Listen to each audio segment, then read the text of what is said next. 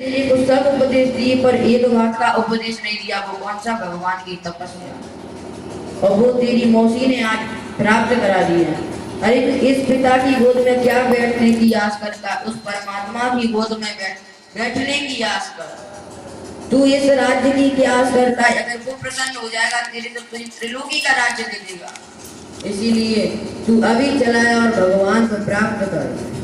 तब द्रौपदी महाराज बोले कि माँ भगवान कहाँ रहते हैं? तब कहने लगे हरि व्यापक सर्वत्र समान। हरि व्यापक सर्वत्र समान।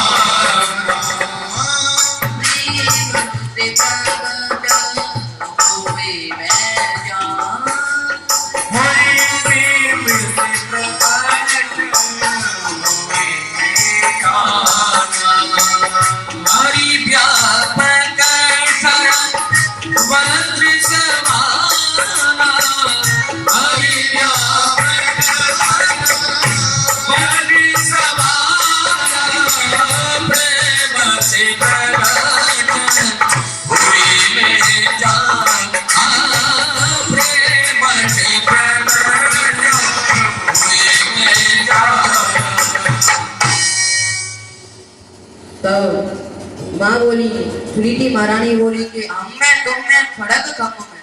भगवान तो निराकार रूप है, वो तो हर जगह है, कण कण में है, पर्वत पर्वत में, सब में है वो। कि फिर वो दिखाई क्यों नहीं पड़ती अगर सब में है? द्रौपदी महाराज बोलने लगी। तो फिर वो बोली कि बेटा जैसे दूध में दही नहीं दिखता और दही में घी नहीं दिखता, वैसे ही भगवान नहीं दिखते। अगर उसी दूध को जमाओ और जामन डल जाए तो फिर दही बन जाएगा। उसी दही को मंथन करो, उसी में घी निकल आता है। वैसे ही अपने मन का मंथन, भगवान के चरित्रों का मंथन करके भगवान के चरणों में अपनी प्रीति लगाकर और भगवान का दर्शन प्राप्त कर सकते हैं। बेटा भगवान कोई सरल बात नहीं है। भगवान के लिए तपस्या करनी पड़ती, उनके लिए प्रेम जगाना पड़ता है और तुरंत भगवान मिल जाते। द्रौपदी महाराज को वैराग्य हो गया और द्रौपदी महाराज चल पड़े। राम मिलन को जाओ मेरी मैया,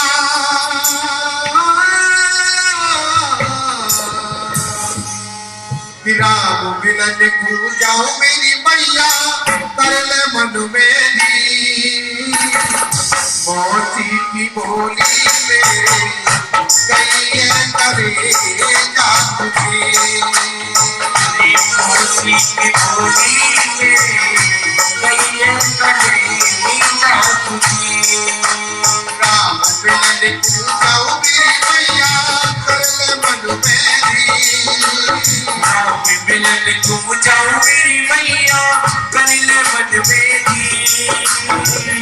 मौसी की बोली मेरे कहीं करे जा तुझे।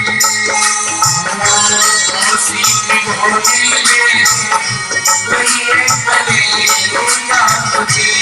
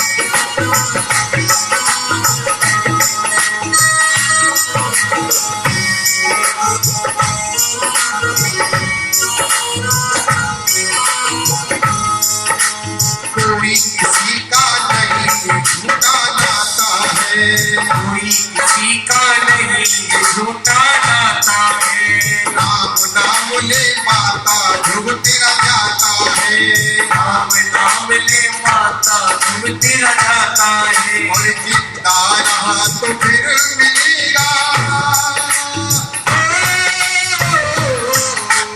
जिंदा रहा तो फिर मिलेगा पति महावेणी।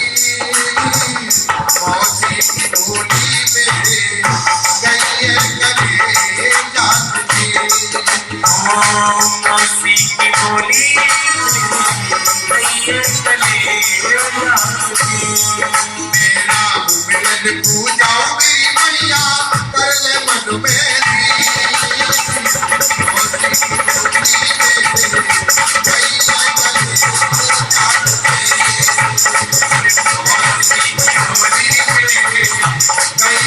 कभी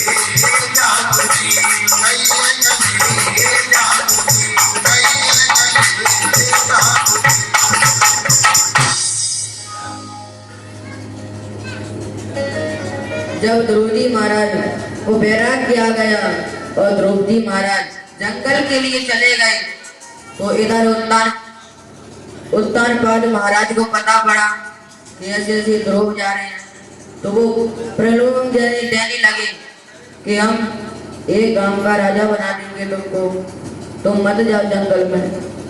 फिर कहने लगे 5 गांव दे देंगे तुमको, फिर भी नहीं रुके। फिर कहने लगे कि तुमको आधा राज्य तुमको दे देंगे और आधा राज्य तुमको दे देंगे। और द्रौपदी महाराज सोचने लगे अभी तक तो हमने भगवान का नाम भी नहीं जपा, कुछ भी नहीं किया, बस घर से निकले ही नहीं, पता इतनी कृपा कर दी, और जब भगवान को ही प्राप्त कर लेंगे तो कितनी कृपा करेंगे। द्रौपदी महाराज ने फिर नहीं सुनी, फिर तो वो चली क्या जाते ही जाते, और बीच में ही नारद जी मिल गए उनको। नारद जी मिल गए, नारद जी बोले तुम कहाँ जा रहे हो बेटा? तब द्रौपदी महाराज बोले कि हम भगवान को पाने जा रहे हैं। वो बोले नारद जी कह रहे अभी तुम्हारे खेलने खाने की उम्र है, तुम भगवान को क्या पाओगे? अभी तुम घर जाओ और खेलो कूदे, जब बड़े हो जाओ, जब सबसे नफरत हो जाओ, घर परिवार से छुट्टी ले ली, तुम्हारा रिटायरमेंट हो जाओगे, तब भगवान का भजन करना। अभी तुम कहाँ जा रहे हो? अभी कहीं तुम शेर मिल जाके तुम्हारा बाल भगवत कर जाएंगे, इसीलिए तुम वहां जाकर क्या करेंगे, सीधी घर चली जाओ।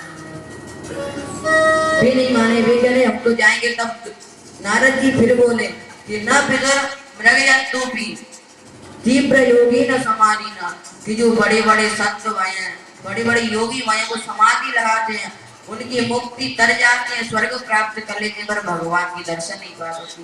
तो अभी तू अच्छी तरह बोलना तक नहीं जानता है और तू भगवान को कैसे बोल पालेगा? इसीलिए घर चले जा, मान जा। द्रौपदी बोले कि हे महाराज, मेरी माँ कहती है कि जिसको संत मिल गए उसी भगवान मिल जाते हैं, पर लेकिन तुम तो संतों के भी सर्वोपरि संत नारद जी महाराज, और तुम मुझे ऐसे भगवान से फटकारे। और संत तो भगवान की ओर संसार को खींचते हैं, भगवान का दर्शन कराते हैं, और तुम और मेरे को भगवान से छुटा रहे हो। नारद जी बोले ये पक्का चेला बनेगा। नारद जी महाराज बोले कि बेटा तुमने किसी से मंत्र लिया है? नहीं। कि भगवान को देखा है? कि नहीं देखा। तब उन्होंने भगवान का स्वरूप बताया, शशि शकुंतलम सपीतवस्त्रम, कि भगवान चक्रधारी हैं, चतुर्भुज रूप है, सपीत पीतांबरधारी हैं और मोर मुकुट धारण करते हैं, बंसी को धारण करते हैं। ऐसे भगवान का स्वरूप बताया उनको और कहा कि ओम नमो भगवते वासुदेवाय द्वादश मंत्र दिया उनको, और कहा तुम यहाँ से सीधे मथुरा चले जाओ, मथुरा में यमुना के पास बैठकर तुम तपस्या करना। आज भी मथुरा में ध्रुव टीला है यमुना के पास में, वहीं पर बैठकर द्रौपदी महाराज ने तपस्या की। अब जब वो आ गए यमुना के तट पर, तो उन्होंने क्रम बनाया कि पहले महीना जब तपस्या करने को बैठे तो पहले महीना 3 दिन में उठते थे, 3 दिन में 3 बार उठकर कुछ फलाहार लेते। फिर दूसरा महीना स्टार्ट हुआ तो 6 दिन में उठते थे, 6 दिन बार उठते और फल वगैरह ले लेते। अब तीसरा महीना स्टार्ट हुआ तो 9 दिन कर दिए उन्होंने, 9 दिन कर दिए। उसके बाद में फलाहार करके ले लेते। चौथी महीने में पत्ते वगैरह खा लेते। चौथे 5वें महीने में तो उन्होंने वायु का आहार करने लगे। 5वें महीने में वायु का आहार करने लगे और 6ठे महीने में अपने प्राण अवरुद्ध कर दिए। समाधि लगा ली। फिर तो उनको पता ही नहीं है कि हम कहाँ हैं, कौन सी जगह है। इधर देवता घबरा गए। जब उन्होंने अपनी वायु को रोक दिया तो देवता घबरा गए और देवता भगवान के पास गए कि नैवं वेदानो भगवान प्राणरोधम् चराचरस्याखिलमसुधाम्ना विदेहि तन्नो प्रजनात्विमोक्षम् प्राप्ता भयं तां शरण्यं शरण्यं। हे प्रभु, हे दीनानाथ, हे दीनों के दीन बंधु दीनानाथ, हम तुम्हारी शरण्यम शरण्यम शरण आए, हमारी रक्षा करो प्रभु, रक्षा करो। भगवान बोले क्या हुआ कि महाराज हमारे नेवम पिनानो भगवान प्राण रोधन, हमारे प्राण अवरुद्ध हो गए। हमारी सांस ना तो बाहर आ रही ना भीतर जा रही है, सांस अवरुद्ध हो गई। पता नहीं क्या हो गया। भगवान ने एकदम देखा तो भगवान बोले कि हमारा एक छोटा सा भक्त है ध्रुव, वो हमारी तपस्या कर रहा है, अब हम उसके पास जाते हैं, चिंता मत करो। भगवान ने तुरंत वरुण बुलाया और चल दिए। वहां पर पहुंची पर द्रौपदी महाराज बैठे हैं, उनको पता ही नहीं कि सामने भगवान आगे के नहीं आ रहे। जैसे सुतीचरण जी थे, सुतीचरण जी समाधि लगा रहे, भगवान अपने चतुर्भुज रूप को दिखा रहे।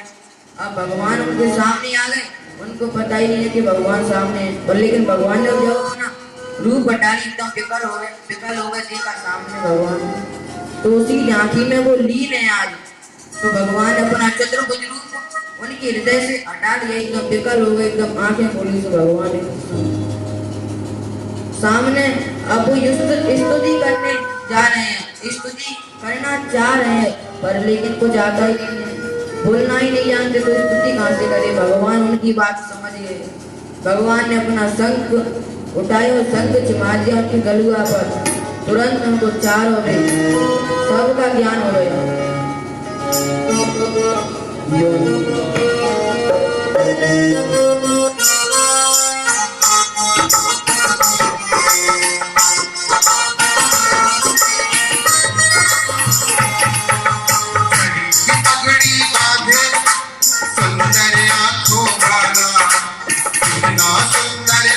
बिहारी कितना लागे प्यारा, पगड़ी बांधे सुंदरिया घोड़ाला, कितना सुंदर लागे बिहारी कितना लागे प्यारा। पगड़ी बांधे सुंदर आँखों वाला, कितना सुंदर लागे बिहारी कितना लागे प्यारा।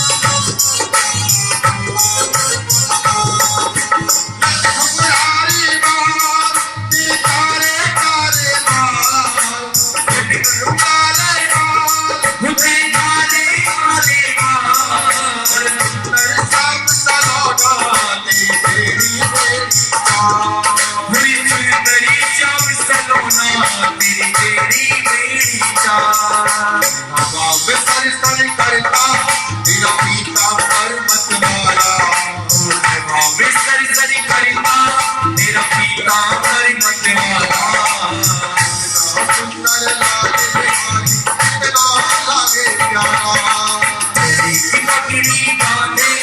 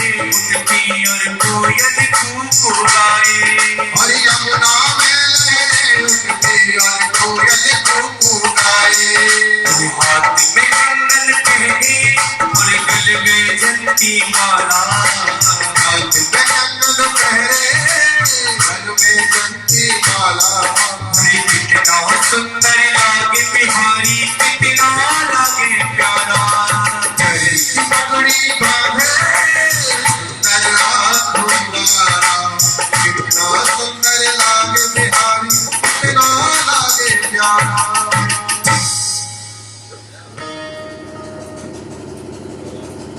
जैसी भगवान ने द्रौपदी महाराज की गलुआ में शंख छुपाया तो उनको सब ज्ञान हो गया और भगवान की स्तुति करने लगे।